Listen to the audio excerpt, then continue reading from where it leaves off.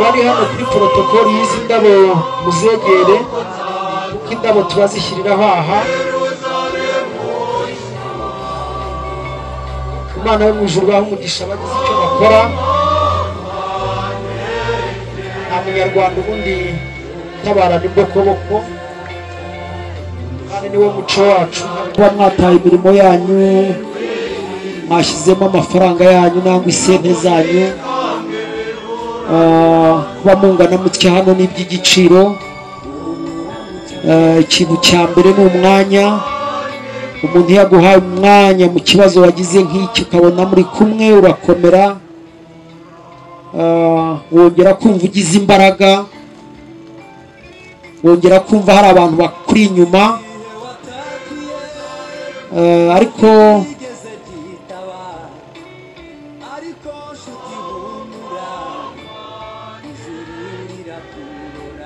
barimo kumbwira ngo abashinzwe hariya ntabwo bumva ikinyarwanda kandi nanjye ururimi bambwiye sinkirwibuka, sinzi uko turi bubigenze, ngo ni abagande. Ariko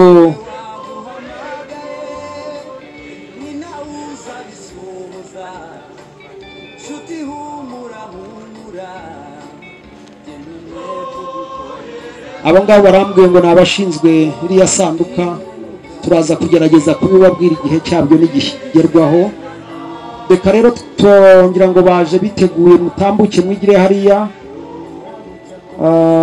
Hari ururabo rw'ababyeyi, mwegere uriya mukecuru mumuhagurutse mumushyikirize ururabo. Mwakabaye mwamwegereye, mumuhagurutse buhoro buhoro mu mbaraga ze nke, ashyire ururabo.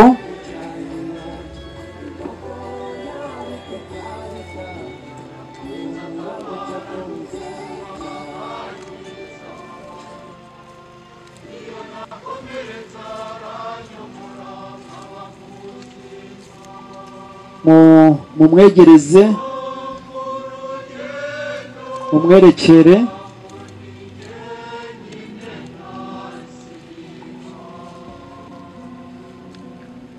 Iyo foto muyigizeho hirya kugira ngo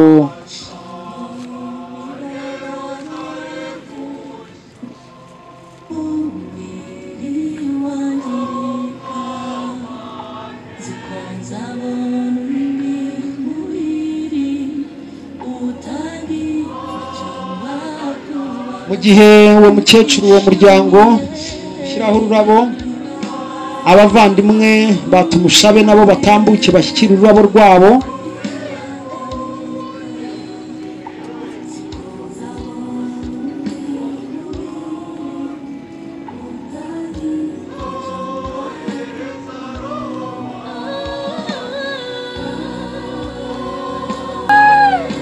Batumushabe kandi mukomeze mwihangane.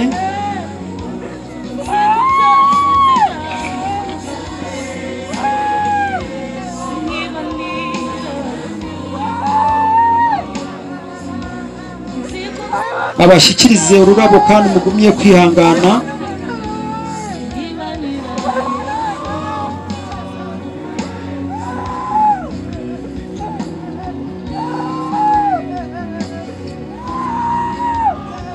Mukomeze mwihangane, mutambuke mushyireho ururabo.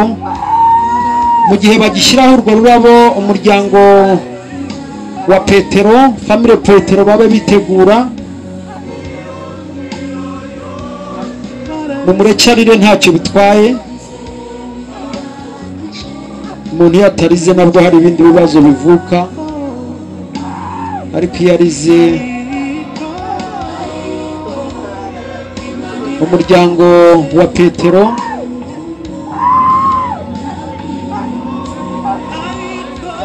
we witegura.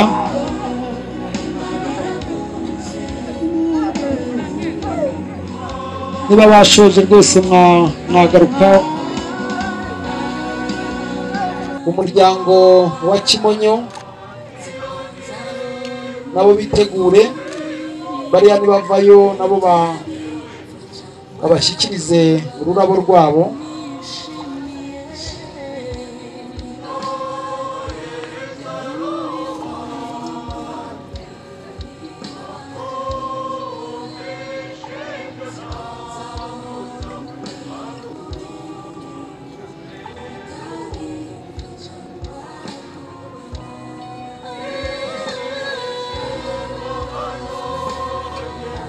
umuryango wa Petero Novayo, abashinzwe izo ndabo bashyikiriza umuryango wa Kimonyo,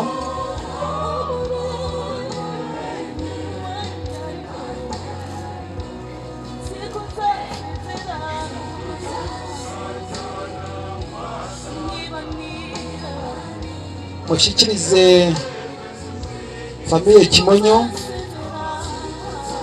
umuryango wa Kimonyo ugishyiraho ururabo, umuryango wa Ruhara nawo ube witegura,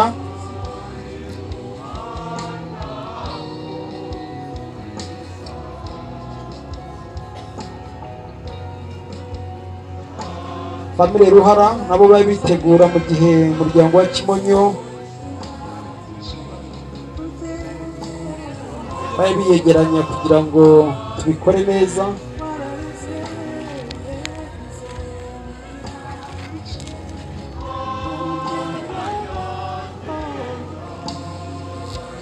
Umuryango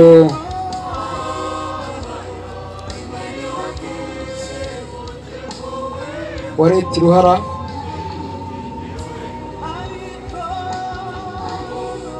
abashyikirize ururabo,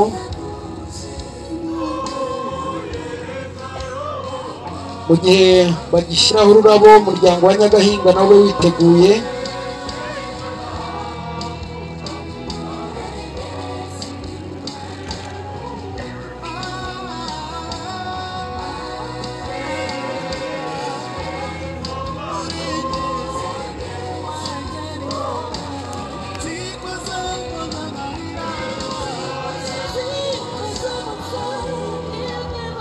umuryango wa Nyagahinga famire Karasira,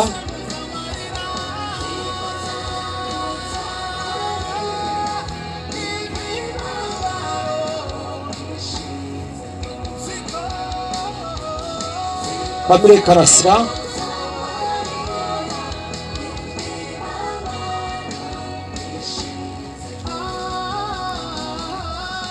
umuryango wa Karasira,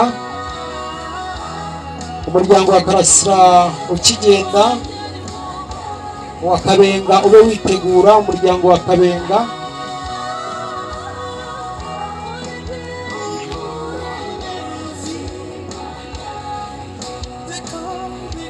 umuryango wa Kabenga, abari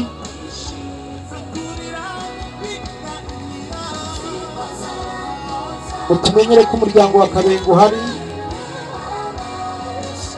Reka mu gihe bataraza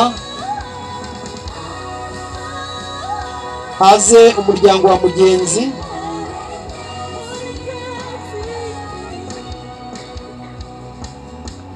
umuryango wa Mugenzi nibo wa Kabenga utaritunganya,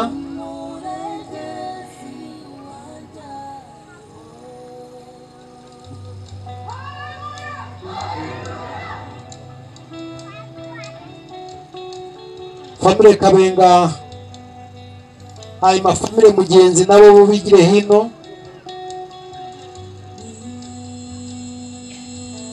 umuryango wa Mugenzi,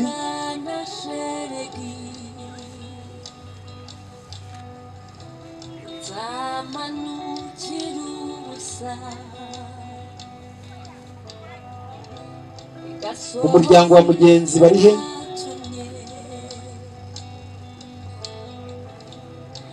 Aho hari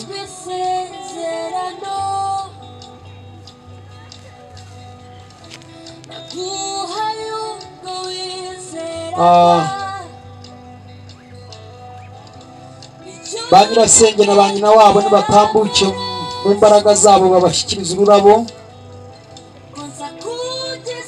ba Nyirasenge na ba nyina wabo bamushabe,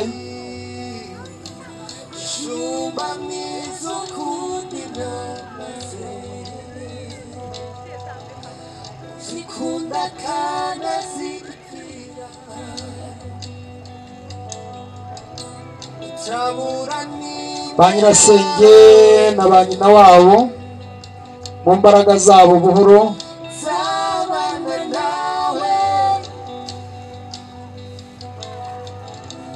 nasoze icyo natangije zarindaga kiza kawe ba nyirasenge na ba nyina wabo no kwitonda ni abantu b'imbaraga nke nk'uko mubibona. soko nzize mara inyota weho mubashyikirize ururabo ndi kumwe nawe mubashyikirize ururabo ndi muri wowe bakimanuka umuryango wa Butera ube witegura. zarindaga kiza kawe umuryango wa Butera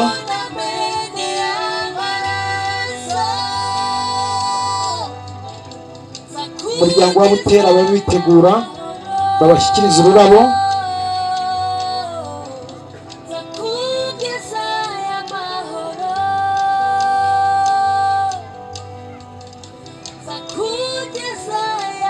umuryango wa Butera umanuka umuryango wa Kadende nawe witegure wigire hino babashyikiriza ururabo.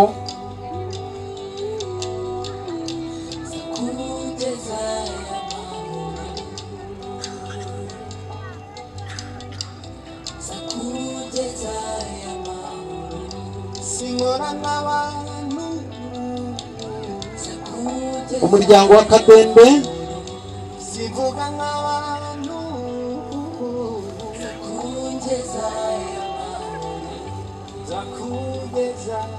umuryango wa Kadende ugitambuka umuryango wa Leti Samuel nawo bawigira hino.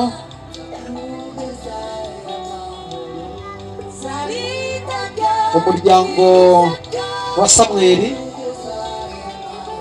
nabo batambuke.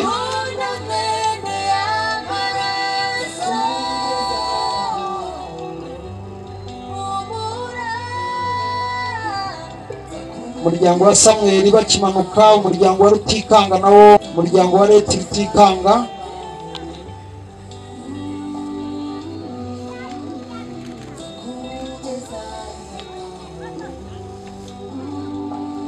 umuryango wa Leti Rutikanga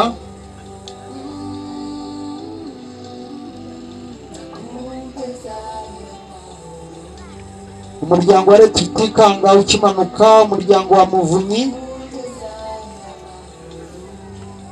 umuryango wa Muzehe Muvunyi nabo bigira imbere babashyikiriza ururabo. umuryango wa Muzehe Muvunyi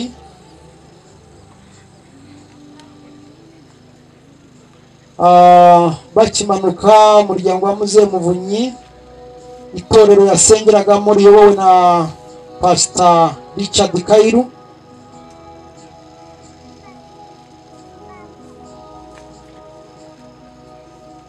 itorero yasengeragamo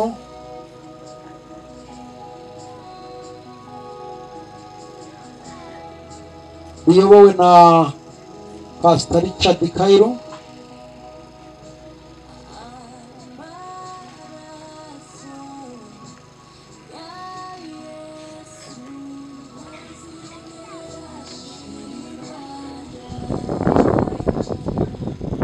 bashyikirize urwo rurabo.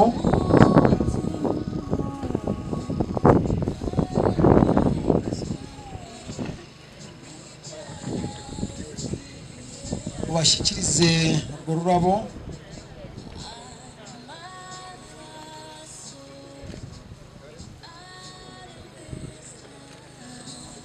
hano hari urundi rurabo rw'ababyara be basaza be bakuru be na barumuna be niko babyanditse. ubwo mwaba mwiteguraho muri hirya no hino mukegerana babyara be basaza be bakuru be na barumuna be muri rusange.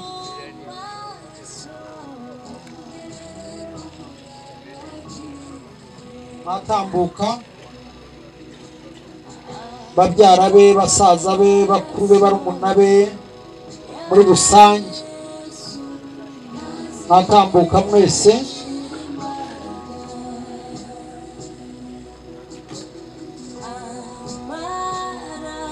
Babyara be, basaza be, bakuru be na barumuna be.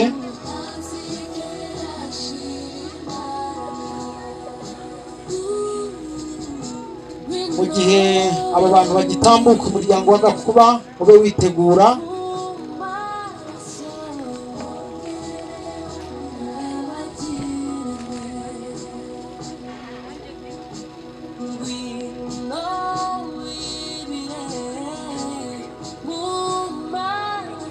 Umuryango wa Gakuba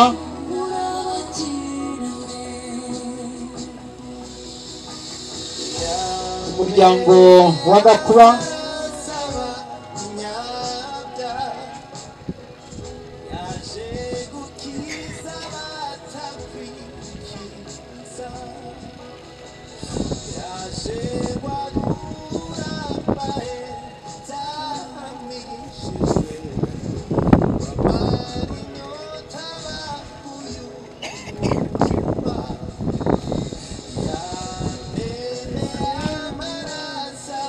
hanyuma baramube na baramukazi be, hari ururabo rwabo nabo batambuke. Baramube na baramukazi be,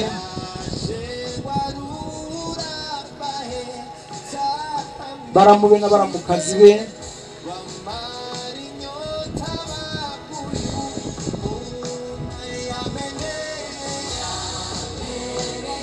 baramube na baramukazi be batambuke bashyireho ururabo.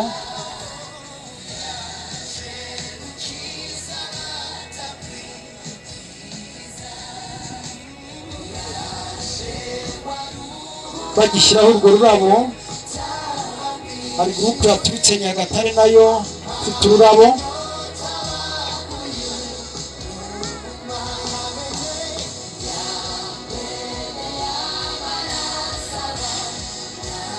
Abantu baturutse Nyagatare berekeje Muganwa nabo batambuke bashyireho ururabo.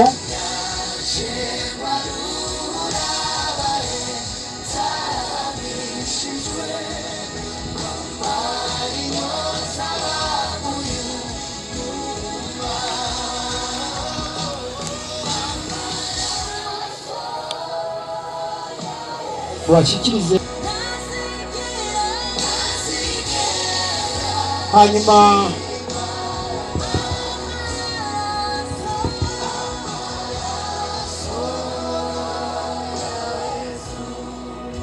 hari ururabo ruriyo ari narwo rudusoreza kino gikorwa cyo gushyiraho indabo. Hari ururabo rwiswe urwa Kazinga, ururabo rwa Kazinga. Abantu ba Kazinga muhaguruke rwose muze mushyireho ururabo rwanyu. Kazinga, Kazinga, umuntu wese uzi ngo yaturutse Kazinga nahaguruke, kandi abihisha ndababona, ndabazi mwese.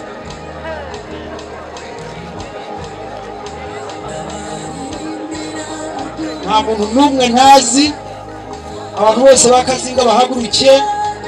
Yembahaye n'umwanya munini n'abasaza nabo bahaguruke buhoro buhoro, n'abakecuru uwo mwanya rwose nabo bahaye.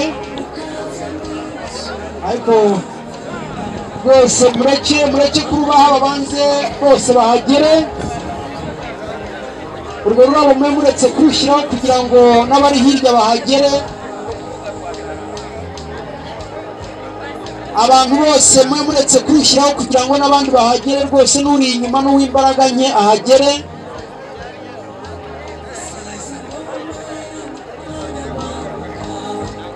Kazinga, Kazinga, Imana yo mu ijuru ibahe umugisha.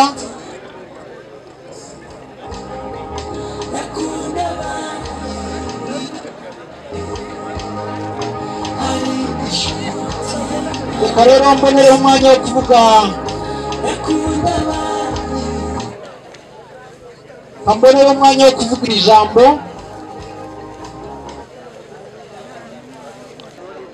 turashoje rero iki gikorwa twarimo, nagira ngo nongere gushimira abantu baturutse impande zitandukanye.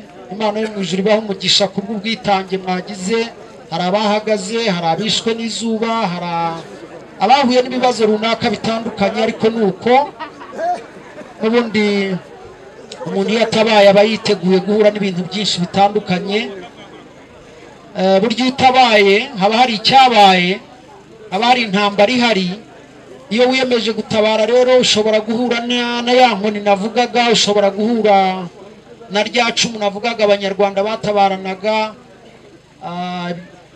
ari ry'iryo zuba wahuye naryo, ari uko guhagarara. Umuntu iyo yatabaye ahura n'ibintu byinshi bitandukanye. Rero mukomeze kwihangana kandi mwakoze, turabashimira cyane ku bwihangane bwanyu. N'ibyo mwahuye nabyo mu gutabara, nibyo navugaga, iyo umuntu atabaye ahura n'ibintu bitandukanye ashobora guhura nabyo. Kandi mwibare n'igikorwa kindi mwakoze cyo gutabarana amafaranga. Amafaranga bayakoze ibi bintu, ariko iyo muhuruye n'ibyo mwakoze, nibyo navugaga ngo abanyarwanda batabaranaga inkoni, icumu, imiheto, uretse ko hatabagamo amabuye n'imihoro. Ibyo nibyo abanyarwanda batabaranaga. Rero kino gikorwa turasa n'abakiganisha ku musozo. Umwanya tugezemo reka tugarurire itorero. Sinzi niba hirya hariya hatunganye, hagira unyegera akambwira ko inzu ye yatunganye kugira ngo dukurikizeho ikindi gikorwa. Abaye hari umuntu uhegereye agaruya kugira akambwira. Ambere itara nijoro, yambere y'ubuhungiro, umwami n'igitare gikomeye, gikomeye, gikomeye, umwami n'igitare gikomeye, yambere y'ubuhungiro, mumvura mbere ubwugamo, yambere y'ubuhungiro, ntabwo imivu yantembana, yambere y'ubuhungiro, umwami n'igitare gikomeye, gikomeye, gikomeye, umwami n'igitare gikomeye, yambereye ubuhungiro, mu byagwa mbere igicucu, yantera ubwoba, yambereye ubuhungiro, nta mwanzi wese wankanga, yambereye ubuhungiro, umwami Yesu, umwami n'igitare gikomeye, gikomeye, gikomeye, umwami n'igitare gikomeye, yambereye ubuhungiro, ntabwo nzavaho Yesu ari.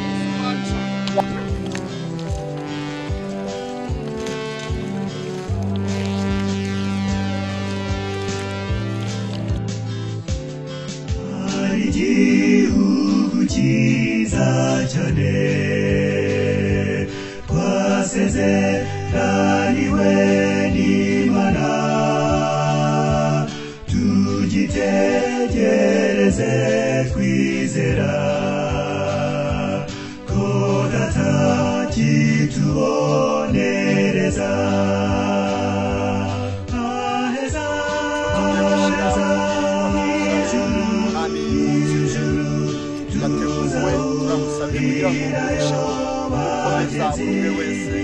Izina ryawe rikomeze guhimbaza. Mwakoze Yesu, turagushimiye kandi turaguhimbaje. Ishimwe n'icyubahiro mu izina rya Yesu. Niko uzaguhesha umutsima, urinde ugeza ubwo uzasubira mu butaka, kuko arimwo wakuwe. Uri umukungugu, mu mukungugu nimwo uzasubira. Imana ishimwe cyane. Imana imaze kurema umuntu umukungugu yamuhumetsemo umwuka wayo ari uzana ubugingo. Rero tuvuze ngo umuntu yitabye Imana, ikitaba ni umwuka w'umuntu. Umwuka w'umuntu uritaba ugasubira ku Mana aho waturutse, ariko umubiri w'umuntu ugasubira mu butaka aho waturutse. Niyo mpamvu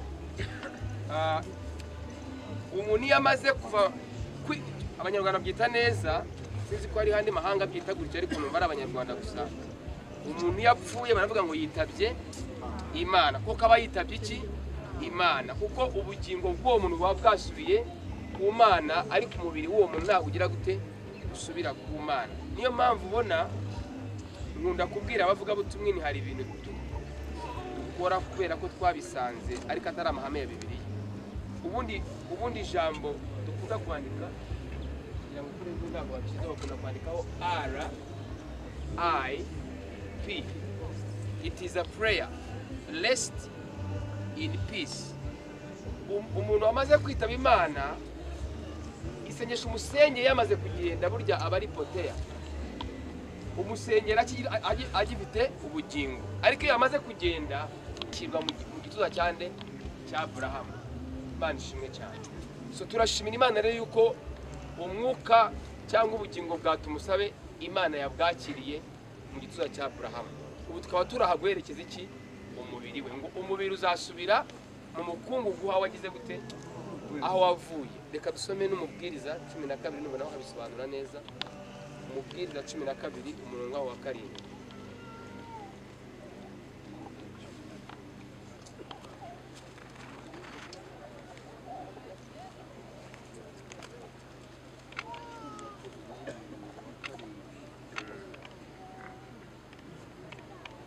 Umukungugu uzasubira mu butaka. Umubiri w'umuntu ni iki? Ni umukungugu, n'ubundi uzasubira hehe? Mu butaka. Mu butaka. Uko wahoze n'umwuka uzasubira ku Mana, na wa mwuka nawo uzasubira hehe? Ku Mana aho wavuye. It is vanity of vanity. Sinzi kumishije vanity. It is vanity of vanity. Ngo byose it is dust. Umukungugu uzasubira mu butaka. Uko wahoze n'umwuka uzasubira ku Mana yawutanze. Nuko umubwiriza aravuga ati ni ubusa gusa, nta kamaro, byose ni ubusa. Ni ubusa. Umubiri ni iki? Umubiri ni ubusa gusa, nta kamaro. Umubiri nyamuneka baraha tutemera ko imibiri igira gute? Idushuka, itubeshya, ituvane kuki? Ku Mana. Kuko umubiri isaha yose igira uragutenguha, isaha yose umubiri uratudisappointinga. So nitukemere ko umubiri utubeshya. Kera tugikizwa muri za 80 kandi turirimba indirimbo za Pentecost zivuga ngo winshuka mubiri, winshuka mubiri uzabora. Mubiri winshuka mubiri, winshuka mubiri uzabora. Tonimba mubiri, tonimba kubango livunda. Mubiri gwe aracyari bindusha, nyamara ubwo turi kumwe, nzi yuko ntacyo nzaba. Nzaririmba igitangaza Yesu Mwami yakoze. Ndi kumwe nabo mu ijuru imbere ya ntebe. nzaririmba igitangaza Yesu Mwami yakoze. Ndi kumwe nabo mu ijuru imbere ya aracyabona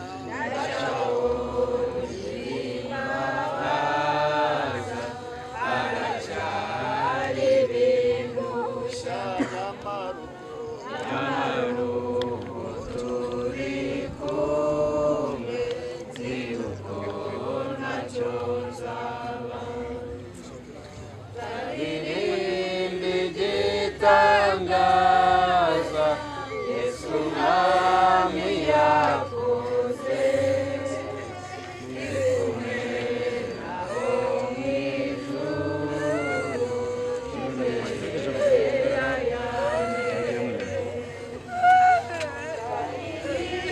nikomera Tangaza Yesu nami yakoze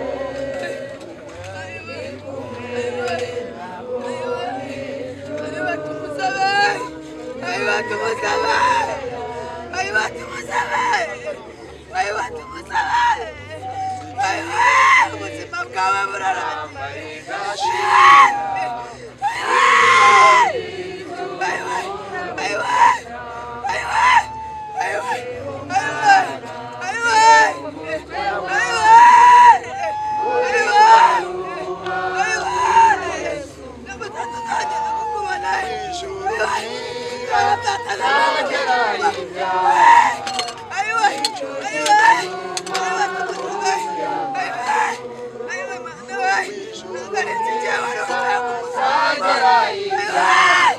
muri mu kazi nakwigira abantu bataba batangira kuri muri buke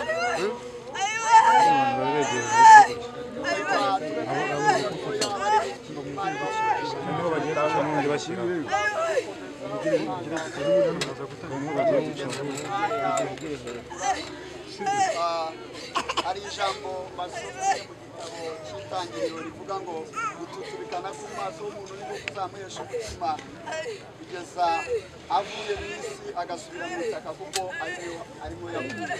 Ariko bavandimwe imiryango n'ibyo bantu bateraniye hano ndenda kubahumuriza babwira mu byahishuwe hari ijambo rivuga ibice 21 ku murongo wa 4 haravuga ngo izahanagura amarira yose ku maso yabo kandi urupfu ntiruzabaho ukundi kandi imiborogo cyangwa gutaka cyangwa kuribwa ntibizabaho ukundi kuko ibya mbere bishize.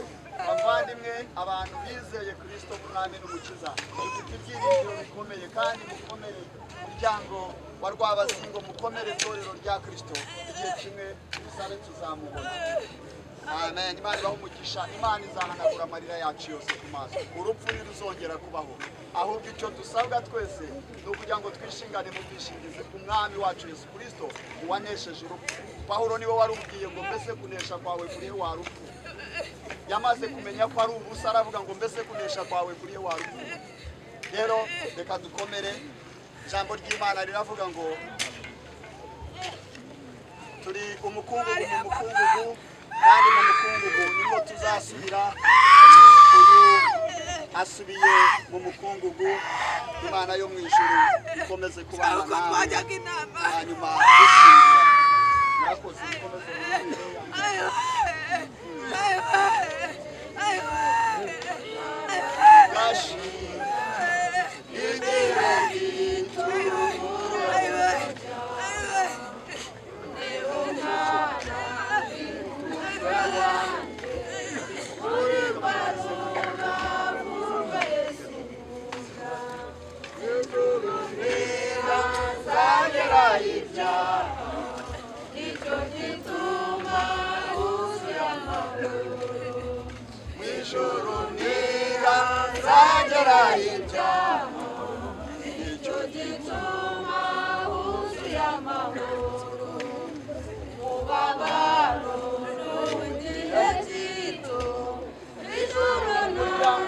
umuryango mukomeze mutambuke.